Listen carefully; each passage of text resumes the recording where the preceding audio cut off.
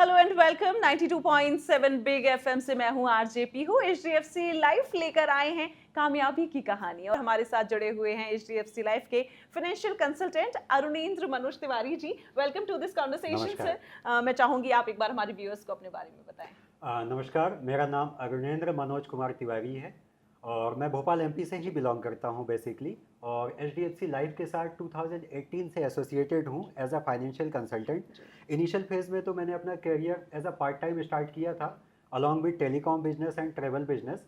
But आज की date में मैं फुल टाइम फाइनेंशियल प्रोफेशनल ही हूं in the field of insurance and financial planning.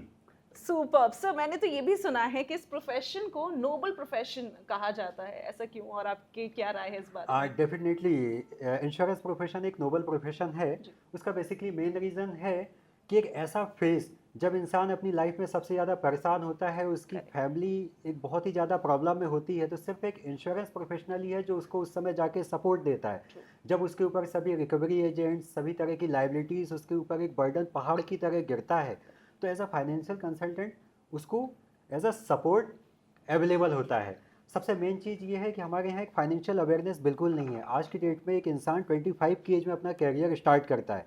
जब वो 60-65 की एज तक पहुँचता है तो उसकी सिचुएशन बहुत ही पैथेटिक होती है। तो इस फील्ड में अवेयरनेस की बहुत ही ज़्यादा कमी है, इसलिए मुझे ऐसा लगा कि मुझे इस फील्ड में आना चाहिए, तो एक सेल्फ सेटिस्फेक्शन मिलता है जो कि नॉर्मली दूसरे बिजनेसेस में ऐसा कम होता है। Wonderfully said. तो मैं चाहूंगी कि आगे आप डेफिनेटली बेनिफिट्स बताएं, एज अ फाइनेंशियल कंसल्टेंट जो आपने एक्सपीरियंस किए हैं। देखिए, बीइंग अ फाइनेंशियल कंसल्टेंट बहुत ही एक इम्पॉर्टेंट फैक्टर है कि आप अपने खुद के बॉस होते हैं। सबसे मेन चीज़ करेक्ट। टाइम की फ्लेक्सिबिलिटी है कि आपको कोई वर्किंग आवर्स हम खुद डिसाइड करते हैं। दूसरी चीज़, इस बिजनेस में आपका कोई कैपिटल इन्वॉल्वमेंट नहीं होता। जैसे ट्रू। कि आप देखेंगे किसी दूसरे बिजनेस में क्या होता है कि आपको अपना एक ऑफिस सेटअप चाहिए, गोडाउन करेक्ट। चाहिए, आपको स्टॉक मेंटेन करना है और साथ ही साथ आपके पास क्रेडिट लिमिट लेनी होती है, स्टॉक्स की एक्सपायरी डेट, बहुत सारे बर्डन्स चैलेंजेस होते हैं। बट यहाँ जो आपकी करेंसी है वो सिर्फ आपका टाइम और आपका एक्सपीरियंस। विदाउट एनी इन्वेस्टमेंट आप ये करियर स्टार्ट कर सकते हैं और एक अच्छी इनकम पा सकते हैं। तो डेफिनेटली। बेसिकली ये एक मेन रीज़न है। डेफिनेटली। सो अगर मैं इन 6 साल की जर्नी की बात करूं तो कोई एक सक्सेस स्टोरी है जो you came across that? Basically मैं बताऊं तो 2018 से और अभी तक का लगभग 6 साल की छोटी सी जी। जर्नी रही जी। है मेरी। जी। और इसमें लगभग 1500 प्लस फैमिलीज़ को मैंने सिक्योर किया है। सुपर। तो इस ड्यूरेशन में मैंने देखा कि आज की डेट में वो मेरे सिर्फ क्लाइंट नहीं है, वो मेरे फैमिली मेम्बर्स बन चुके हैं। जब भी उनके बच्चों के बर्थडे होते हैं, जब भी उनके घर में मैरिजेस होते हैं, तो मेरे पास भी इनविटेशन कार्ड आता है as a family members.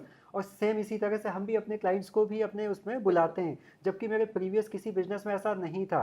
Client को सामान दिया और उसके बाद रिलेशन ख़त्म। ट्रू। बट यहाँ हम लाइफ टाइम उनसे एसोसिएट हो जाते हैं और हमारे जो ये क्लाइंट्स हैं सिर्फ भोपाल नहीं, ऑल ओवर इंडिया में हैं। बिल्कुल। और आज की डेट में मुझे किसी से भी कोई काम पड़ता है तो मुझे ऐसा लगता है कि मेरा एक फैमिली मेम्बर दिल्ली में भी है, एक मुंबई में भी है। ठीक उसी तरह से उन्हें भी जब कोई काम होता है वो भी जी। मुझे इसी तरह से अप्रोच करते हैं। तो कहीं ना कहीं मेरा नेटवर्क, मेरी स्ट्रेंथ बहुत ज़्यादा एनहेंस हो गई है, जो कि मुझे लगता है